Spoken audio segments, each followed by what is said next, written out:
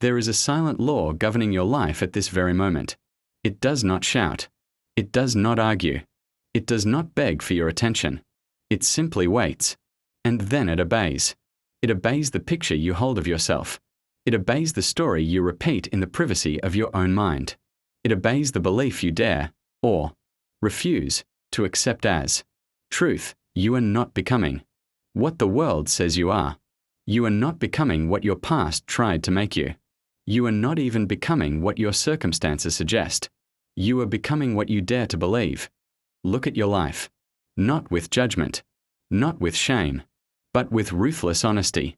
The results you see, your income, your relationships, your health, your confidence, are reflections of invisible convictions planted long ago.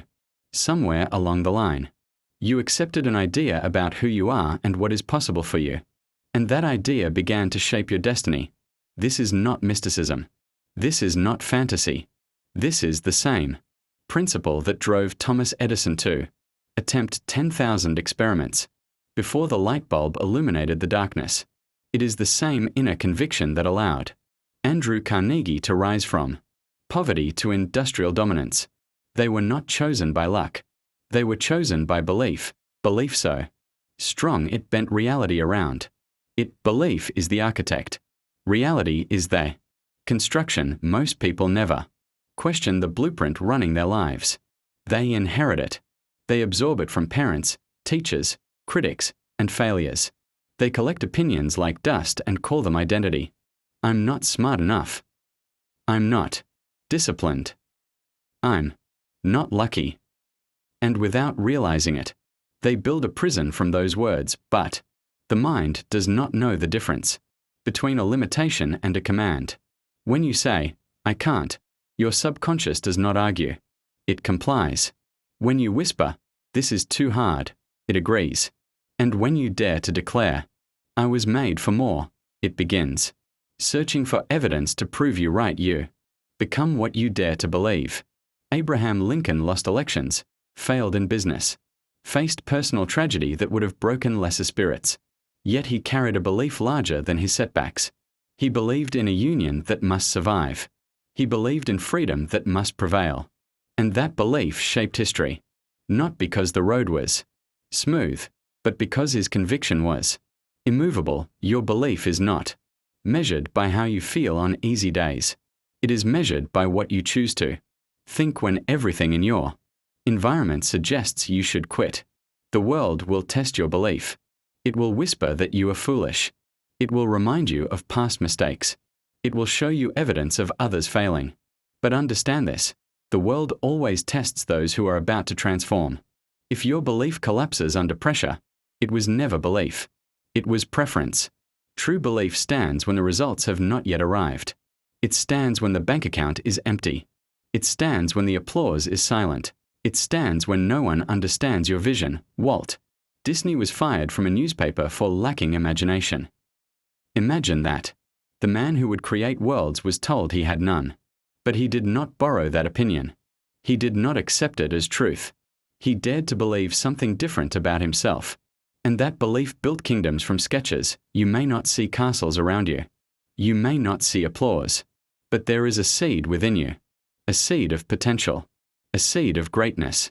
A seed that demands expression. The only question is whether you will suffocate it with doubt or water it with belief. Belief is not blind optimism. It is disciplined imagination. It is choosing a higher story and repeating it until it becomes familiar. It is seeing yourself as capable before the evidence arrives. It is acting like the person you intend to become. Before the world confirms it, when Henry Ford declared that a motorcar could be built for the average family, experts laughed. Engineers insisted it was impossible. Financial advisors warned against it.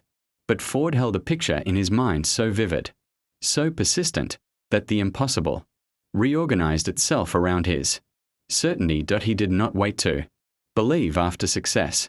He believed before it, and that is the difference between the ordinary and the extraordinary. Most people wait for permission. They wait for confidence. They wait for certainty. They say, when I feel ready, I'll act. But readiness is born from action, not before it. Confidence is built by movement, not contemplation. You do not think your way into a new life. You believe your way into it, and then you act. Accordingly, your subconscious mind is a fertile field. It does not judge what you plant. It simply grows it. Plant doubt, reap hesitation. Plant fear, reap avoidance. Plant belief, reap courage. Every thought you repeat becomes a command. Every emotion you nurture becomes a magnet. Every vision you dwell upon becomes a direction. So what are you rehearsing? Are you replaying failures?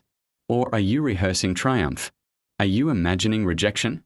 Or are you visualizing impact? Are you telling yourself that you are behind? Or are you telling yourself that your time is coming? The mind moves toward what it consistently pictures. Athletes visualize victory before stepping onto the field. Entrepreneurs imagine deals closed before they shake hands. Leaders see change before it becomes visible to the public. This is not fantasy. It is preparation. When you dare to believe in a bigger version of yourself, you activate parts of your mind that were dormant.